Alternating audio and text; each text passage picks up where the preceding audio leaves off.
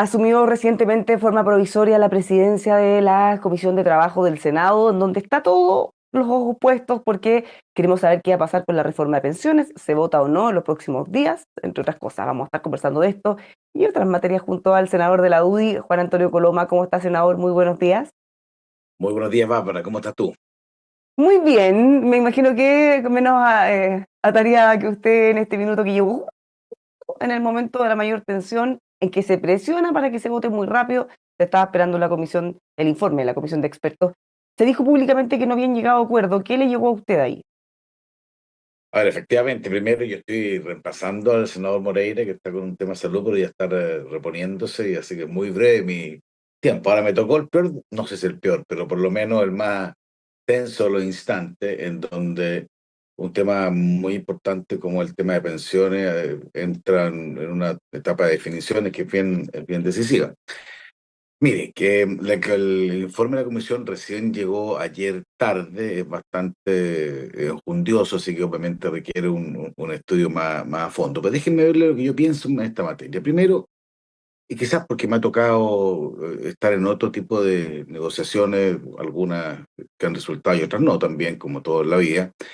Si hay una lección grande que uno aprende es que en nuestro país, cuando se habla de acuerdo hay que diferenciar lo que son los buenos acuerdos de los malos acuerdos. Hay cosas que sí resultan, particularmente cuando hay un buen diagnóstico y una buena solución, y otras que no. Voy a poner el ejemplo de las que no resultan. Por ejemplo, creo que Chile está viviendo un momento muy complejo a partir de tres reformas casi simultáneas que se plantearon en el segundo gobierno de la presidenta Bachelet. El primero es el cambio de la reforma tributaria, en la búsqueda de, no me cabe duda, de buena fe, digamos, de generar una mayor recaudación fiscal. Al final lo que se logró es no solamente tener una recaudación mínima, sino que adicionalmente frenar una especie de chantazo a la economía, bajando fuertemente la inversión y generándose lógicas de falta de confianza en reglas claras que hicieron que nuestro crecimiento fuera cayendo muy brutalmente. Inmediatamente después se hizo un cambio del sistema político, la reforma del sistema político, donde se cambió el binominal, diciendo que eso iba a permitir una mejor conformación de las distintas ideas políticas, que iba a ser muy eficiente. Lo que es claro es que eso pasó de 7 partidos políticos a 26 partidos políticos, y de ahí, a partir de ahí se hizo mucho más difícil gobernar, legislar y representar. O sea, hoy día casi no hay dos opiniones que esa reforma hay que cambiarla, porque claramente no fue buena. Y la reforma educacional el 16, donde se dijo que se iba a hacer un gran salto en la educación pública, con mucho entusiasmo se plantearon los SLEP, y al final todos están de acuerdo que la educación pública hoy día no ha mejorado, y al contrario ha tenido una creciente distancia respecto a la educación privada. ¿Por qué digo esto, Bárbara? Porque hay ejemplo de tres reformas que no me cago fueron bien inspiradas, pero fueron mal ejecutadas, sea porque hay un diagnóstico o porque hubo un voluntarismo. Dicho sea paso, el presidente actual estuvo en las tres reformas. Entonces, eso es lo que no hay que hacer. Lo que hay que hacer es tratar de hacer buenas reformas. Hubo también buenas, la misma presidente presentaba el cheque con el pilar solidario en materia de pensiones, el presidente Piñera con la PGU, porque fuera otra forma de hacer las cosas. Y lo que yo espero es que se haga de esa manera, primero con un diagnóstico común. Hasta la semana pasada se quería votar este proyecto, no había un diagnóstico, no había un informe, no había un texto, sino que había una voluntad de modificar algo, pero sin saber exactamente cuáles eran sus contornos, sus condiciones, sus términos, y creo que eso obviamente no era un buen presagio de resultado, y por eso es que Pero ahora seguimos en lo me mismo, parece, porque todavía no, no me tenemos parece. texto, todavía no tenemos contenido, todavía seguimos teniendo el queso suizo del ministro Marcel. Exacto, sí, tenemos una ventaja, que tenemos un informe del comité técnico que llegó, como decía ayer, y que tiene cosas que son importantes de plantearla y ver cómo se frasean y cómo se resumen. ¿Qué es lo que dice básicamente ese informe? Primero, algo que es muy importante: el gran problema en materia de pensiones, el gran problema, es la baja de cotizaciones que hay hoy día en nuestro sistema, y piden subir de 10 a 16. Eso ya no a 14, no a 12, a 16, o sea, a una cifra que más o menos coincide con el tamaño total del aumento que se está planteando respecto a las cotizaciones. Y lo plantean por una razón, Bárbara, muy importante, porque Lo que se dice básicamente es que obviamente la longevidad ha cambiado sustancialmente en Chile. Mira, el otro día en la comisión, yo no, como decía, la primera vez que iba, digamos, se planteó un tema que a mí me dejó muy sorprendido, que la tabla de que de las jubilaciones era 65 los hombres, 60 las mujeres, tiene casi 100 años. O sea, corresponde a un Chile de hace mucho tiempo atrás. Y el actual sistema de pensiones se estableció hace casi 40 años, donde la expectativa de vida era completamente distinta. Cuando hace 40 años, hace, que le digo más tiempo, 60 años, la expectativa de vida era más o menos 65 años. Hoy día 85, y las mujeres incluso más tiempo, viven más que los hombres. Entonces, es muy distinto si uno ahorra 30 años y suponiendo que con eso va a financiar los 5 años, 10 años de longevidad que le quedan, a cuando si uno ahorra 30 años para vivir otros 30 años después de jubilado. Entonces ahí tenemos el principal gran obstáculo o desafío, cómo aumentar sustancialmente la capitalización individual para que ya que se vive más, esa cantidad que se ahorre sea suficiente para tener una tasa de reemplazo digna. Lo segundo que dice la Comisión es que hay una inequidad importante respecto a las mujeres, particularmente las mujeres de los sectores medios, en donde, sea por lagunas, que se explican mucho por la maternidad, otros por los cuidados que muchas veces las mujeres tienen que hacer, y otros porque esta longevidad mayor hace que las tasas, al final las pensiones sean menores, que urge resolver. Y ellos plantean ahí, como yo comparto, digamos que hay un punto que parece muy importante poder resolver. Tercero, plantea un tema de competitividad, en donde se plantea que efectivamente que en esos días administran hay una competencia que curiosamente los chilenos, y aquí hablemos en general, digamos, a pesar de que hay opciones de cambiarse entre FP, en la práctica casi no hay cambio, hay como una inelasticidad respecto del precio de la cotización y que hace que ese mercado sea poco competitivo.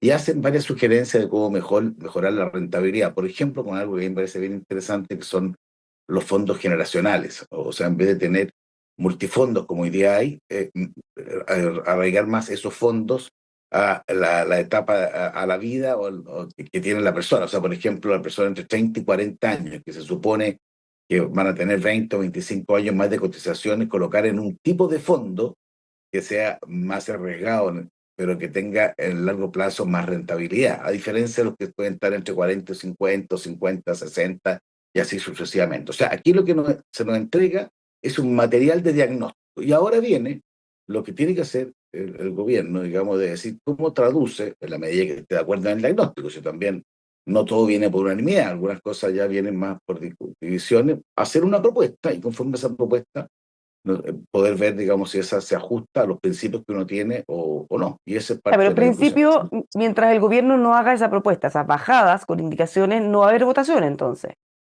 A mí me parece que mientras no haya bajada no tiene sentido votar algo como que el mismo ministro Marcel, lo que habría que votar es lo que viene de la Cámara de Diputados, que en el fondo es un título que suena bien, pero que no tiene contenido, porque la mayoría de las cosas que venía de la Cámara fueron rechazadas porque no compartieron, y yo quiero decirle que yo habría hecho lo mismo, no compartieron gran parte del contenido que esto decía. Entonces, Entonces, se por qué al supone, gobierno le importa tanto o presionan tanto para que se vote? Porque han insistido en todos los tonos de que se vote lo antes posible, incluso que ya no hay a mí más me sorprende, tiempo. o ¿Mm? sea, yo entiendo siempre la lógica de la premura, pero siempre con diagnóstico y con temas concretos. A mí me tocó, cuando fui presidente del Senado, hacer una propuesta bien ambiciosa y con plazo en materia de seguridad. Pero aquí ahí lo que hicimos fue distinto. Ahí teníamos primero un diagnóstico, vimos qué proyectos habían para enfrentar esos temas y pusimos plazo y fuimos capaces, creo yo, de hacer uno de los esfuerzos legislativos más grandes que había en Chile en materia de seguridad. Bueno, algo así yo creo,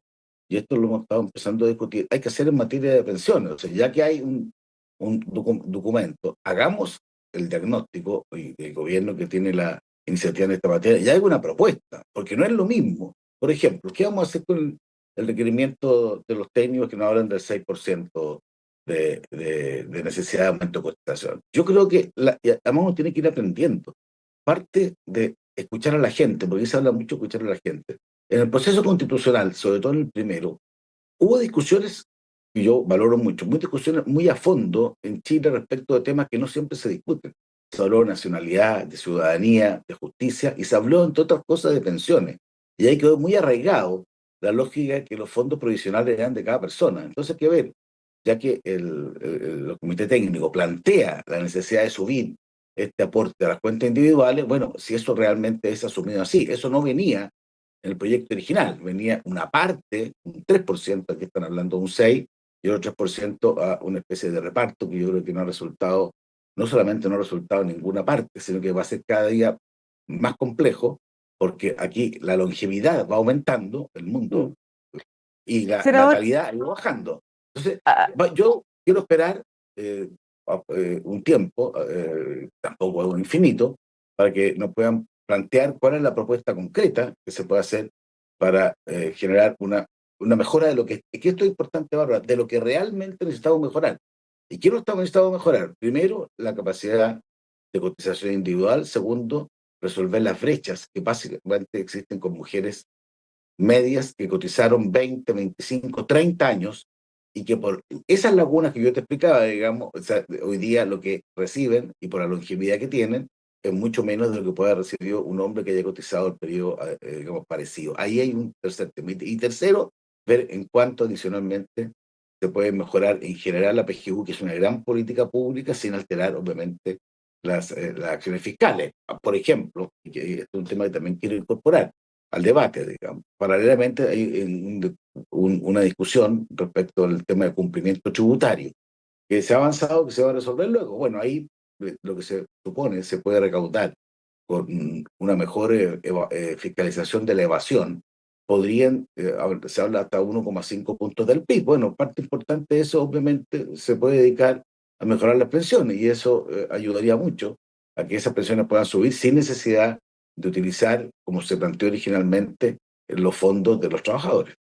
senador, dentro de todas las opciones que se ponen, se habla últimamente de un mecanismo para poder hacer solidaridad a través de un préstamo al Estado con las pensiones o con las cotizaciones de los trabajadores. ¿Tendría apoyo? ¿Usted cree esa medida podría flotar? Yo encuentro una medida que hay que, en la medida que ese préstamo, digamos, sea temporal, en la medida que sea con devolución, que sea un préstamo, ¿no? Que, en la medida que tenga una tasa de interés implícita.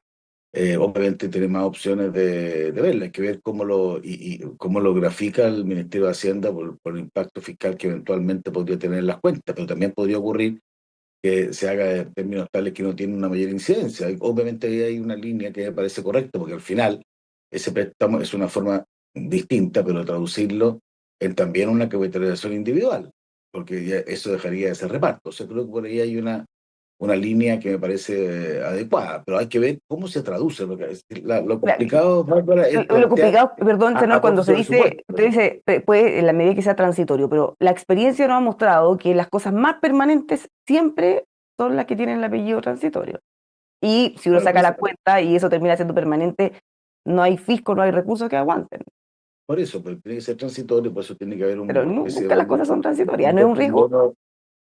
Bueno, por eso que uno tiene que resolver las cosas sin que existan esos riesgos. Porque también uno puede hacer las cosas para que eso. O sea, por eso es importante advertir dónde pueden estar los riesgos y resolverlo antes que estos lleguen. Por eso que yo siempre he pensado que la etapa de ahora, llegado el diagnóstico de hacer la propuesta y que sea suficiente. Porque, insisto, Bárbara, lo que yo y el aporte que yo puedo hacer. Yo voy a estar poco tiempo en esta comisión, pero sí el aporte que puedo hacer es decir que no basta el voluntarismo para que las cosas resulten. No basta decir vamos a hacer algo bueno, porque cuando no se hace bien resulta malo. Yo creo que a Chile le hizo profundo daño la reforma tributaria del 2014, la reforma del sistema político del 2015 y la reforma educacional del 2016. ¿Y por qué se hizo? Porque se reemplazó el voluntarismo por el debate, por el diagnóstico adecuado y por la solución adecuada. Yo espero, y estamos en ese proceso, que esas lecciones se hayan aprendido y seamos capaces de hacer algo que sea adecuado. Y si no es, o si uno tiene la convicción de que eso no es posible, bueno, habrá que buscar fórmulas diferentes. Tampoco uno puede casarse con algo que si no siente que es bueno para Chile. ¿Ha mejorado el tono de la ministra y del gobierno? Porque hemos visto momentos muy tensos en los últimos días. A mí me sorprendí harto porque yo he estado en muchas comisiones, muchas negociaciones, he estado con la ministra Toá, con la ministra Orellana en este gobierno, en otro gobierno con el ministro Beni, Correa, Figueroa, pero le podría dar un listado. Y la verdad es que Muy siempre las largo. comisiones Sí, es que sí he tratado siempre de ser un factor que ayuda a entenderse. Entonces me sorprendió mucho, primera vez que llegaba a una comisión y como que hay una lógica de un tono como de agresión permanente, en el sentido de que más que argumentar era como emplazamiento, con interrupción, y creo que no son buenas para un debate democrático. Y efectivamente y yo creo que mi responsabilidad como presidente era tratar de ordenar ese debate, digamos. Así que fue un tono complejo. Yo, yo entiendo que esto espero que haya ido mejorando y voy a construir para que mejore. Yo creo que el país no necesita malos tonos para enfrentarse, porque la gente dice, vi que la vocera decía, no, están usando el tono. Es que los tonos también son importantes. Las formas son importantes. En el siglo XXI hay que entender que las formas son igualmente importantes en el fondo. Y hay que no solamente plantear las cosas, sino que plantearlas con el respeto adecuado, con la consideración y con el ánimo que requiere este tipo de temas. Lo otro es simplemente la consigna. Y a mí no hay nada que genere más daño a un país y cuando la consigna reemplaza a la razón. Medio de esta discusión, independiente del informe, ha trascendido que ya estarían muy cerca de un acuerdo. La misma ministra lo ha dicho, pese a su tono, ha dicho que ya están muy a punto de alcanzar un acuerdo con la oposición. ¿Es así? ¿Usted está optimista de No, eso? yo no, o sea, yo ojalá siempre he tenido un espíritu optimista, pero no comparto que estemos cerca de un acuerdo. Sí que el informe técnico al fin genera un buen diagnóstico. Y yo siempre he pensado que cuando hay buenos diagnósticos hay más posibilidades de entenderse. Pero ahora hay que traducir ese diagnóstico en el articulado, en la fraseología, el compromiso. Mire, las leyes, Bárbara, mandan, prohíben o permiten hacer cosas. Y el texto de la ley es muy decisivo. Entonces, ojalá, sí, a mí me parece bien que este diagnóstico esté. Tenemos que ver cuánto lo compartimos, porque insisto, Mientras usted nadie. esté, no debería votarse porque los plazos No son muy sé, no, acotados. si tampoco, tampoco planteo tener tampoco los temas son permanentes. O No por sea, eso, pero usted hasta tampoco, poquito tiempo, dijo, y todavía no se yo presenta dije, ni una indicación ni bajada del informe. por eso, yo espero que haya indicaciones o por escrito cuál es la pretensión que supone la idea de legislar. También se ha hecho en otras ocasiones en que se plantea por parte del gobierno, mire, estas son las ideas que vamos a asumir en esta discusión. En todo caso es la idea de legislar, pero la idea de legislar tiene que anclarse en temas concretos en que uno sepa a qué atenerse. O sea, lo que no puede pasar es que dé la sensación de que están todos entendidos cuando eso no ocurre. Ojalá, siempre lo he pensado por sentido común, ojalá uno pueda resolver los temas, pero también yo distingo claramente aquellas cosas que resultan bien y que resultan mal. Y si, aunque sea un breve espacio de tiempo que voy a estar, voy a hacer todo lo posible que esto resulta bien, porque creo que eso es lo que el país necesita. Reforma tributaria. Ahí sí están más cerca de alcanzar el acuerdo para poder anunciar algo los próximos días. Sí, yo creo que ahí, o sea, ustedes no se han visto ahí hay un proceso bastante largo, pero muy interesante de escuchar. Creo que van como 30 expertos, o vamos a llegar a 30 expertos, digamos. Es otra forma que a mí me gusta cómo se hace la cosa, de poder escuchar a cada uno.